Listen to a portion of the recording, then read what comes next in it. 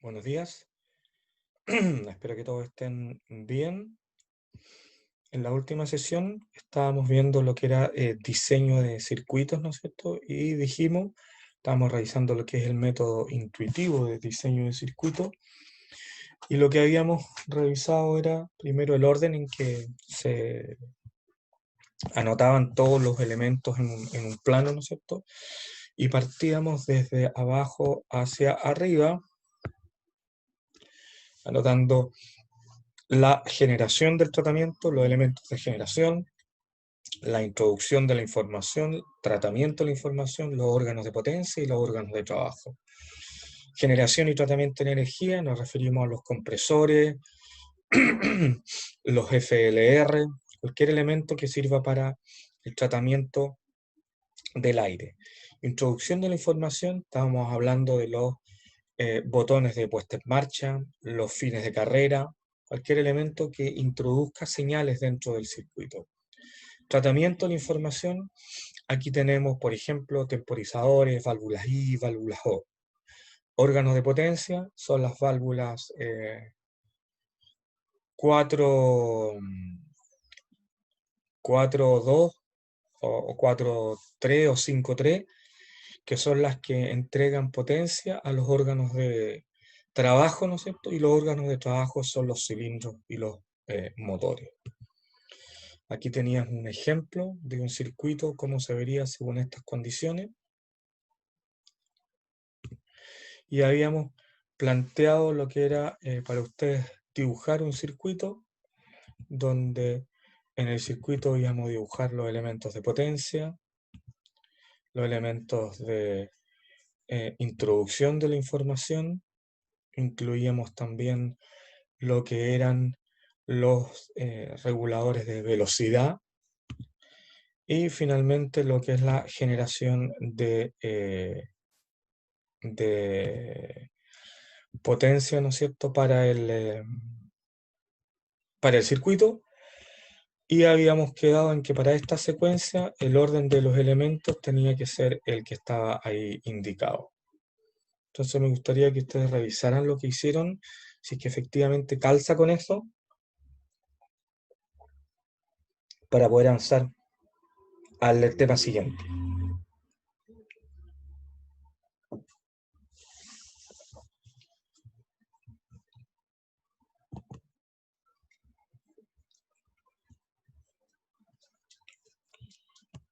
¿No hay duda con respecto a esta parte? Entonces,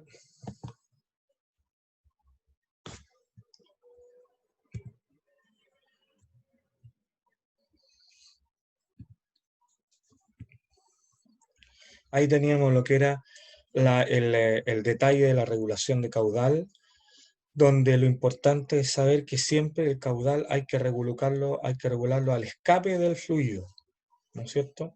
La salida del aire es la que se regula, más que la entrada.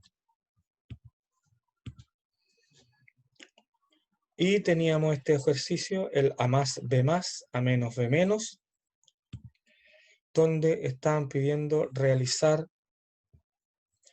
la secuencia utilizando fines de carrera de rodillo simple. Entonces, no sé si esto lo habíamos realizado ya.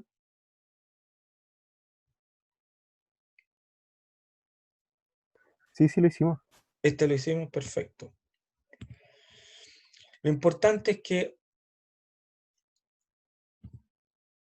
aquí le pongo una nueva condición. Puesta en marcha automática o semiautomática. ¿Cómo sería la puesta en marcha automática o semiautomática? ¿Qué significa eso? Que la automática, una vez que uno inicia, después el ciclo se repite solo. Y la Bien, semiautomática, tengo que poner cuando parte de nuevo el ciclo. perfecto. Incorporar regulación de velocidad en las carreras de avance de los cilindros. ¿Qué significa eso?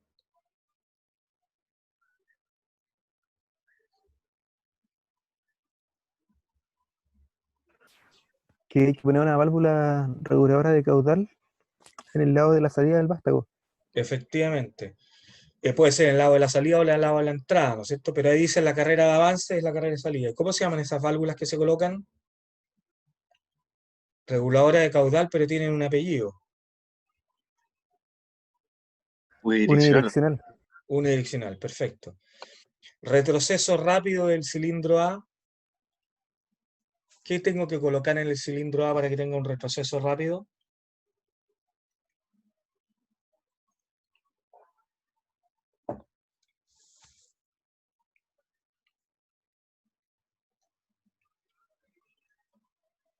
¿Se acuerdan de eso? Era una válvula que habíamos visto que se llama de escape libre o de escape rápido, que no tenía que pasar por los conductos, ¿no es cierto?, por toda la línea de conducto hasta la válvula de potencia, sino que tenía un escape rápido. Y esta condición me interesa que la puedan implementar. El cilindro B posee dos velocidades de avance, velocidad de acercamiento y velocidad de trabajo. Aquí lo que me estoy refiriendo es que tengo un cilindro donde tengo el fin de carrera, y este es el cilindro B, el fin de carrera B0, el fin de carrera B1, y tengo un intermedio que es el fin de carrera B2. Lo que yo quiero es que desde B1 hasta B2 tenga un avance rápido, y desde B2 hasta B1 tenga un avance lento. Esto es, por ejemplo, lo que sería un taladro, que la velocidad de acercamiento hasta la entrada de la broca es rápida, pero la velocidad de trabajo de la broca es lento. ¿Quién me puede hacer un circuito así? ¿Cómo sería esta condición?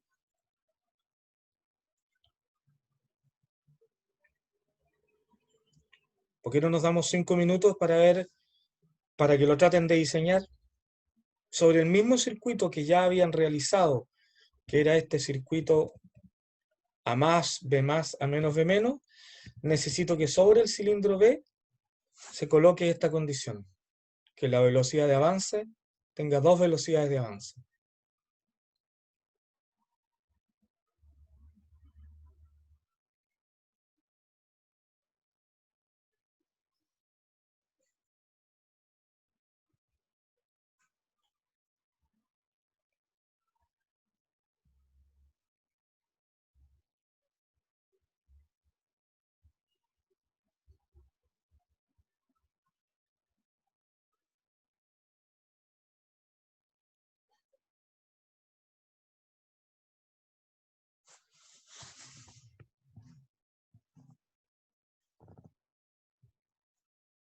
¿A alguien se le ocurre algo?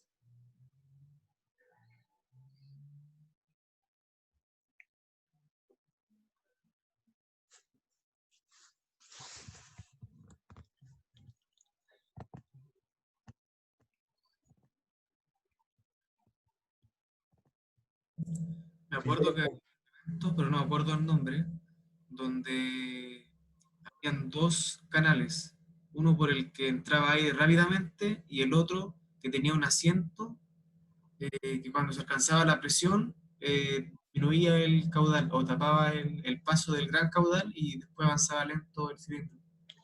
Algo más o menos así, me acuerdo que, pero no sé el nombre, se me olvidó. Sí, Joaquín, estamos bastante cerca, pero eso que tú dices cuando, a ver, tenemos un elemento que es para regular la velocidad, que ¿cómo se llama?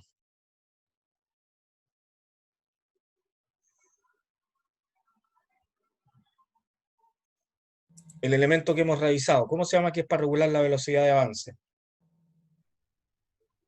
Eh,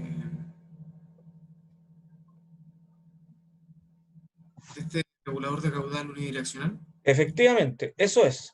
Entonces lo que yo necesito es que tengo este cilindro y que desde B0 hasta B2 el flujo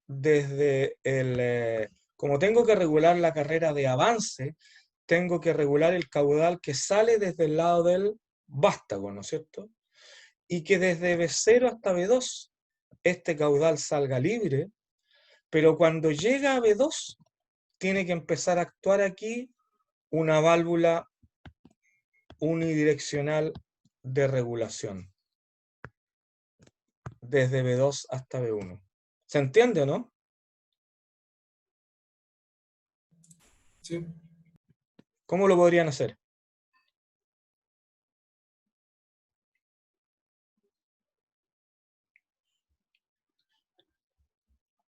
¿Tiene alguna idea alguien? Había también, es que tampoco, no me acuerdo bien el dibujo, pero era como de doble émbolo. O sea que dentro de uno habían dos cámaras. Una Sí, era pero en este caso es mucho más simple la solución porque no va por el lado de elegir un elemento de trabajo complejo, sino que va por el lado justamente de poner elementos que hagan que se logre esta condición.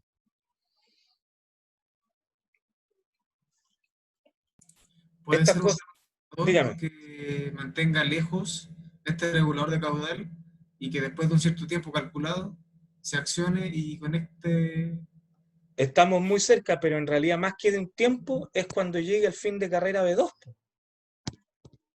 Si ese es el momento en que yo tengo que activar este regulador de caudal.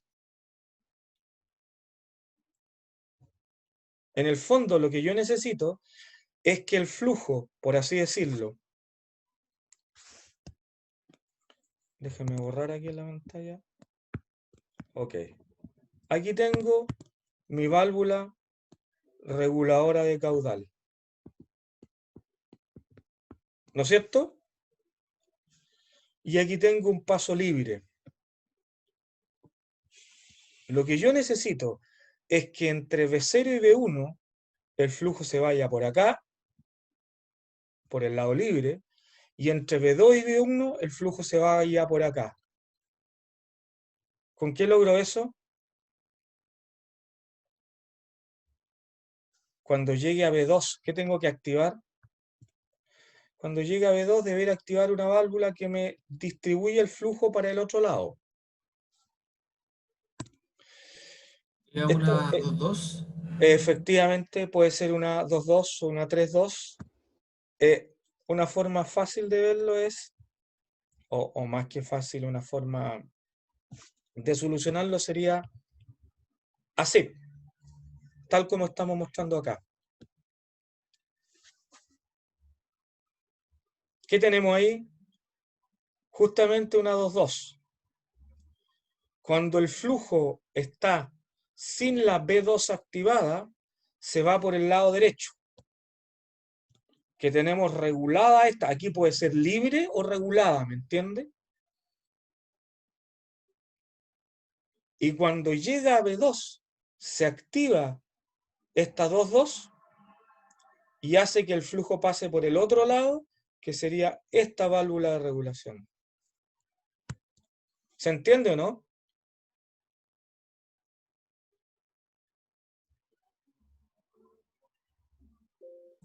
Sí se entiende. ¿Es Lo- 3-2 O sea, o Puede ser 3-2 o 2-2.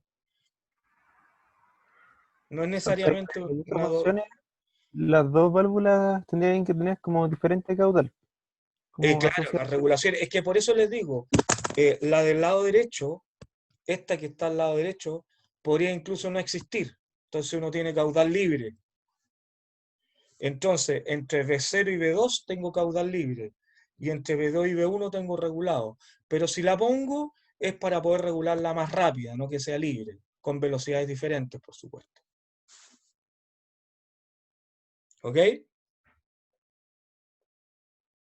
Esa es una solución para ese tipo. Y una siguiente condición que uno pudiera colocar, aquí tenemos dos adicionales. Por ejemplo, dice ahí el número 6, que dice puesta en marcha segura. ¿A qué nos referimos cuando hablamos de puesta en marcha segura? Eran dos botones y para iniciar el. Ahí tenemos dos botones de inicio, ya sea una pedalera con dos botones, un pedal y una manilla, o un botón y un pedal, o dos pedales, o dos manillas, ¿no es cierto? Dos, efectivamente. Y tenemos en el quinto un elemento interesante, incorporar parada de emergencia. Entonces, cuando estamos hablando de parada de emergencia, las paradas de emergencia, ¿qué se imagina uno que son ustedes o qué se imaginan ustedes a qué se refiere una parada de emergencia? Un botón que detenga todo el proceso, detenga el trabajo. Entonces, ojo, a veces no es solo que detenga el trabajo. Por ejemplo, estamos hablando de una prensa y una persona erradamente puso la mano y la prensa le está apretando la mano. Si aprieto el botón de emergencia, según tú me dices, la prensa se va a detener y va a seguir apretándole la mano. Entonces, ¿qué necesito en ese caso, para el caso de una prensa, como parada de emergencia? ¿Que se quede detenido o que vuelva a su posición de reposo?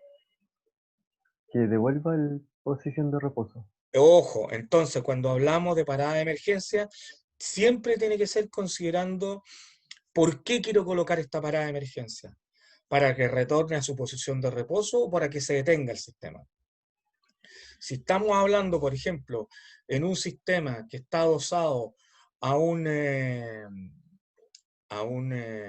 puerta de apertura y cerrada, puede ser que el botón de emergencia, si es que por ejemplo estoy en un avión, puede ser que el botón de emergencia tenga cerrada la puerta, la mantenga cerrada y no que vuelva a abrirse, por ejemplo. Siempre la incorporación de un botón de emergencia hay que considerar qué es lo que requiero. Entonces, una forma de incorporar un botón de emergencia para este tipo de circuito sería incorporar un botón que detenga todo, que haga un override o que haga que al apretar este botón comande todas las otras secuencias para que se detenga el circuito. Ya vamos a ver cómo se hace eso. ¿Ok? Finalmente, los grandes problemas a que nos enfrentamos cuando hacemos diseños del tipo intuitivo, como este que estamos haciendo, sin un método de diseño, sino solamente haciendo un seguimiento de la secuencia, es que nos podemos encontrar señales encontradas. ¿Cuándo se busca la anulación de señales? Cuando dos señales actúan simultáneamente sobre la misma válvula, lo que impide el cambio de posición. Entonces, ¿qué hablábamos y decíamos cuando yo tengo una válvula, ¿no es cierto?, de este tipo, una 2-2, la estoy actuando por acá, neumáticamente, por el lado derecho, y en el mismo momento actúo por el lado izquierdo. ¿Qué señal es la que manda? ¿La del lado derecho o la del lado izquierdo? Esta fue la primera que encontramos. Y después llegó esta. Pero la primera no se ha anulado. ¿Quién es la que manda?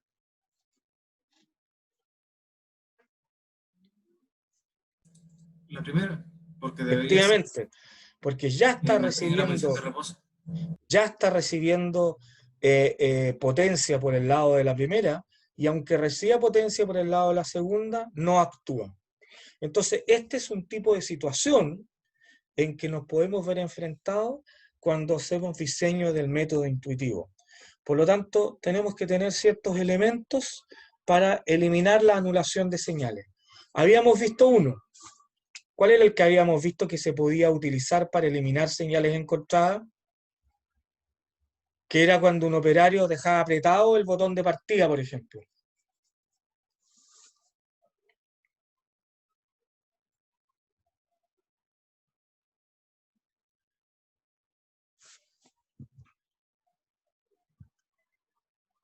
¿Se acuerdan o no?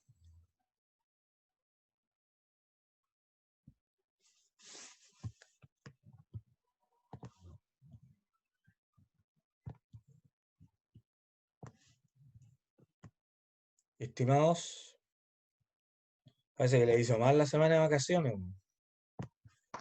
Era algo con el temporizador, ¿o no? Ese como el Efectivamente. Ese es uno de los métodos que tenemos como eliminar señales encontradas, ¿no es cierto?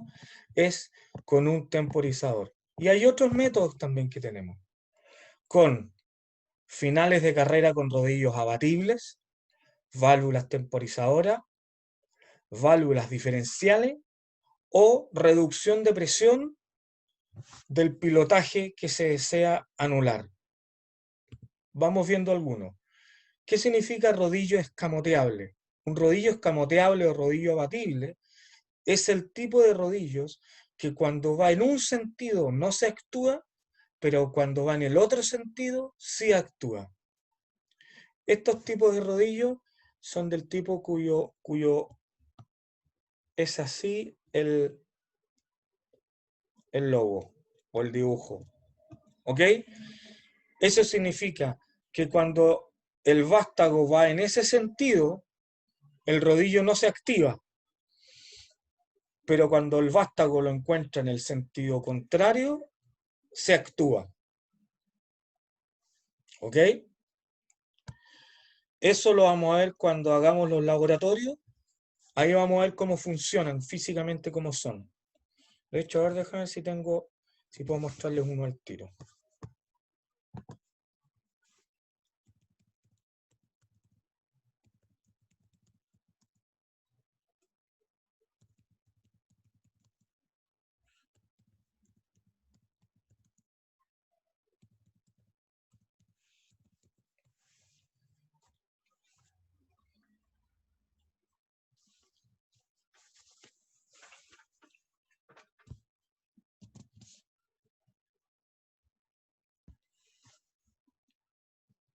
Estoy revisando para ver si encuentro alguna interesante.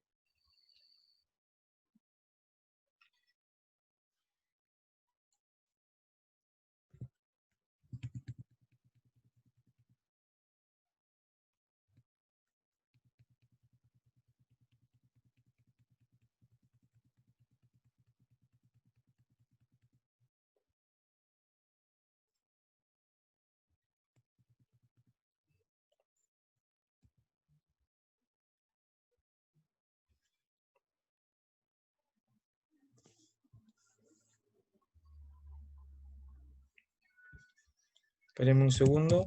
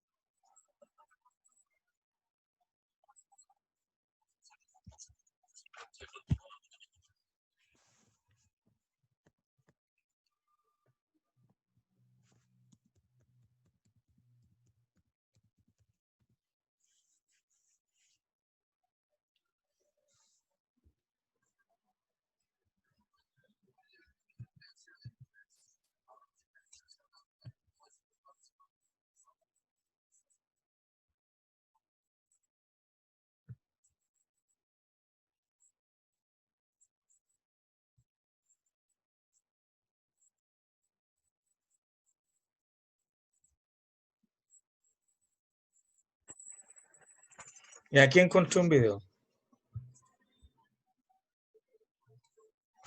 Les voy a compartir entonces. Esto es justamente lo que se ve en el laboratorio, pero lo vamos a ver acá también.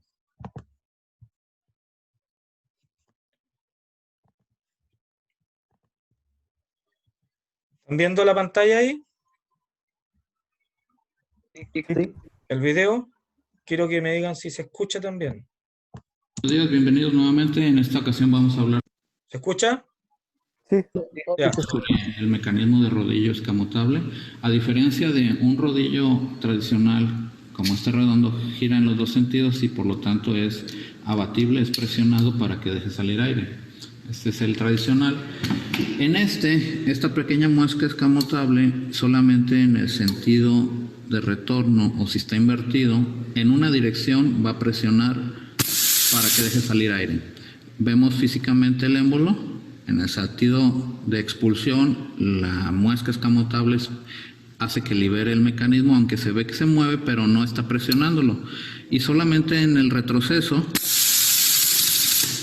hace que libere aire este rodillo.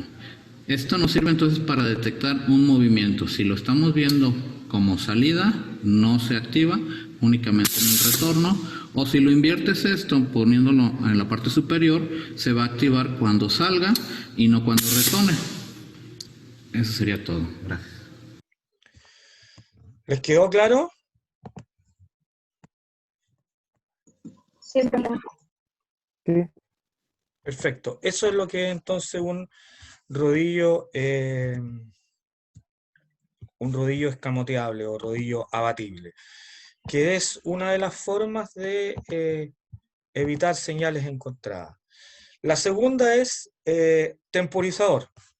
Un temporizador, entonces, ¿no es cierto?, era lo que habíamos visto, que le daban un cierto tiempo para poder regular la anulación de una señal. Una tercera opción es una válvula diferencial. Una válvula diferencial, si se fijan, aquí tengo una señal de presión por ambos lados, pero aquí tengo un área mayor que acá.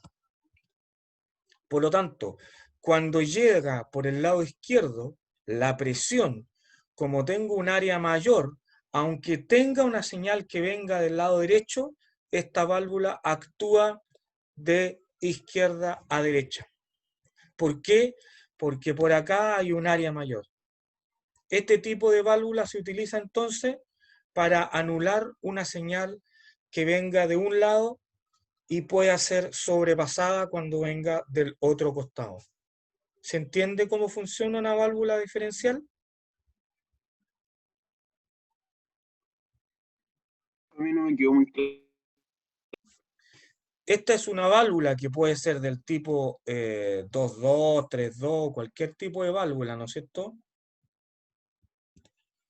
Donde estas válvulas reciben señal neumática. Cuando reciben señal neumática reciben aire, ¿no es cierto?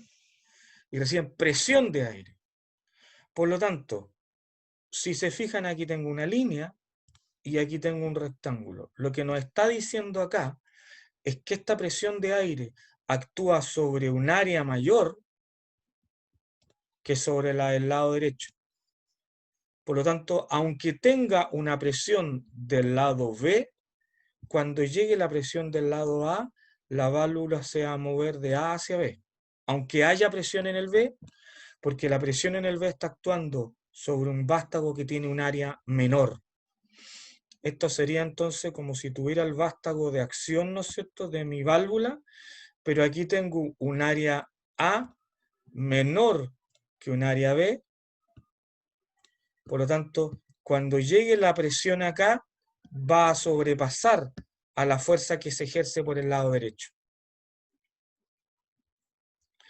Y finalmente, la reducción de presión se refiere a disminuir mecánicamente la presión cuando uno desea anular una señal. Y esto lo puede hacer con limitadores o reguladores de presión.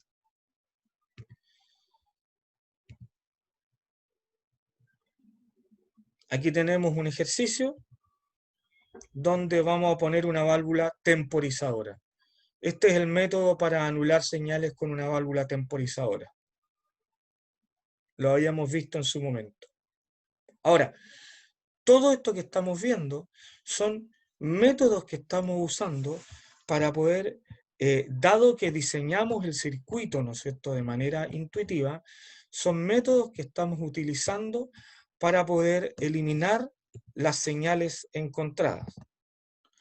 Pero lo ideal sería diseñar de una manera en que se eliminen las señales encontradas de facto, de hecho.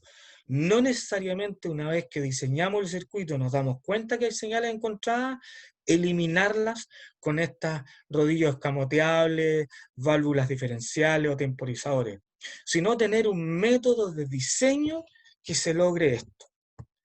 Y sí tenemos un método de diseño que logra efectivamente esta cualidad, que se llama el método de diseño por cascada, que es el que vamos a revisar ahora.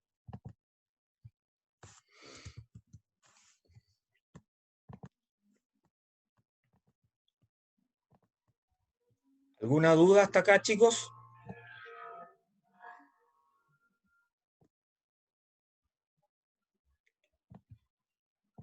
Pareciera que no. Seguimos entonces. Cuando estamos hablando entonces del método de diseño por cascada, nos referimos a un método de diseño o resuelve un circuito mediante un método que sistemáticamente anula las señales encontradas. El método de cascada consta de algunos pasos. Esos pasos para el método en cascada, primero vamos a subdividir la secuencia de automatización en grupos de presión. O sea, ciertos movimientos de la secuencia van a estar asociados a un grupo de presión y otros elementos a otro grupo de presión. La gracia es que cada grupo es alimentado por una línea de presión independiente. Por lo tanto, el grupo 1 recibe presión de otra línea diferente que el grupo 2. Lo que vamos a hacer entonces es que en ningún grupo se repita un elemento de trabajo. Se repita dentro del mismo grupo un A más con un A menos, por ejemplo. ¿Cuándo tenemos señales encontradas? Cuando nos encontramos con una señal A más A menos, donde le estamos entregando a la misma válvula de potencia del cilindro A una señal por el lado izquierdo y otra por el lado derecho. En este caso, el A más iría en un grupo de presión y el A menos en otro grupo de presión. Y como ambos están conectados a diferentes líneas de presión, nunca se van a repetir al mismo tiempo A más y A menos.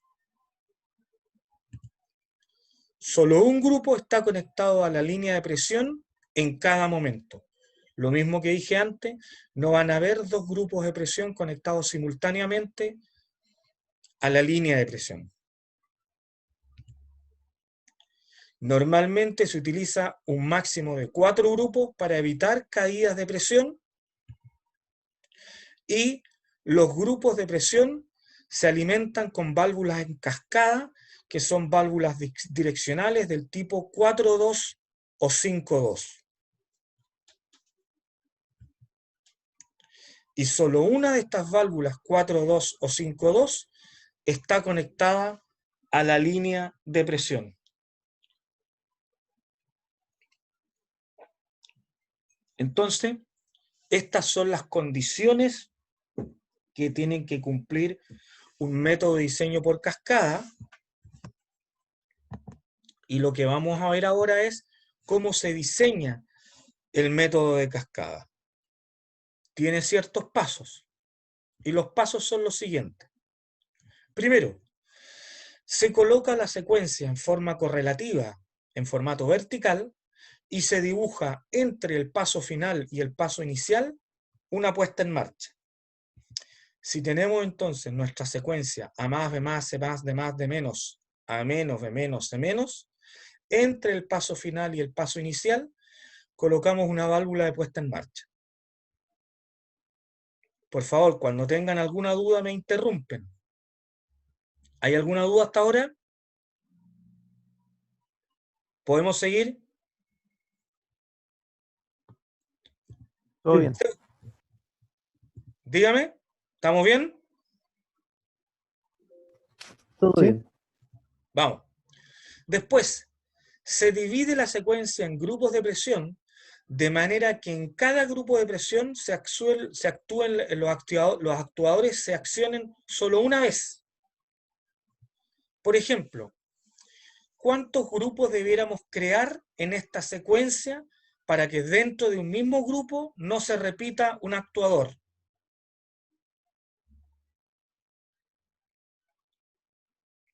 ¿Quién me puede decir cuáles serían los grupos entonces?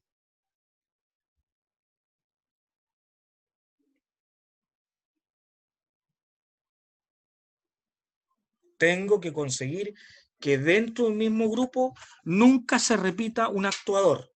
No pueden haber dos letras iguales dentro del mismo grupo.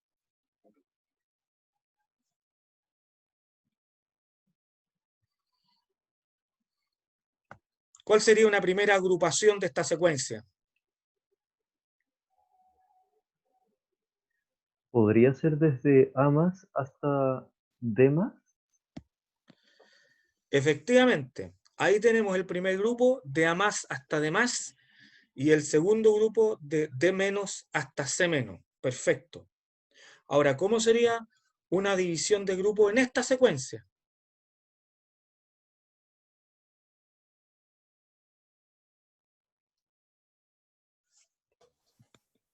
Desde A más hasta C más y después hasta B menos.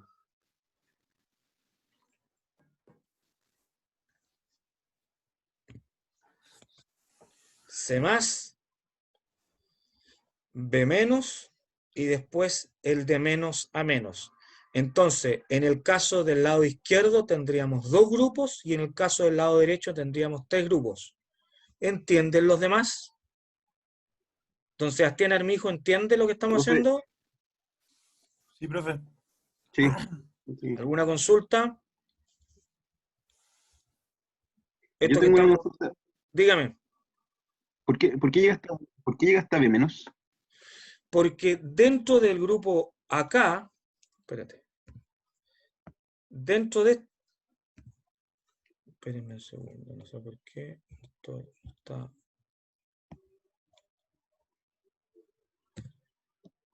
Epa, no me está rayando el lápiz.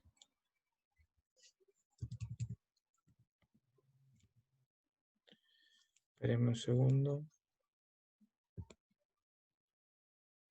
Ok. Dentro de este grupo está la D. Por lo tanto, en este otro grupo también se encuentra la D. Por lo tanto, tenemos que cortar obligadamente ahí. Porque si paso, incluyo el de menos, se repite con el de más. Ya, ahora sí entendí. Gracias, profe.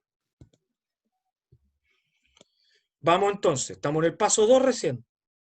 Ojo, recuérdense que aquí está la puesta en marcha, lo que pasa es que no la dibujé aquí nomás.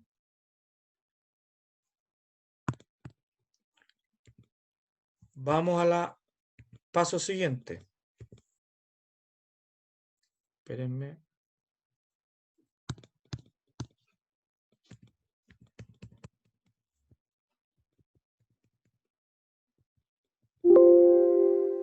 A ver.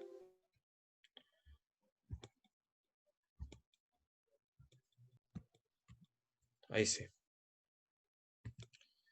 Paso 3. A los grupos obtenidos se le asigna con número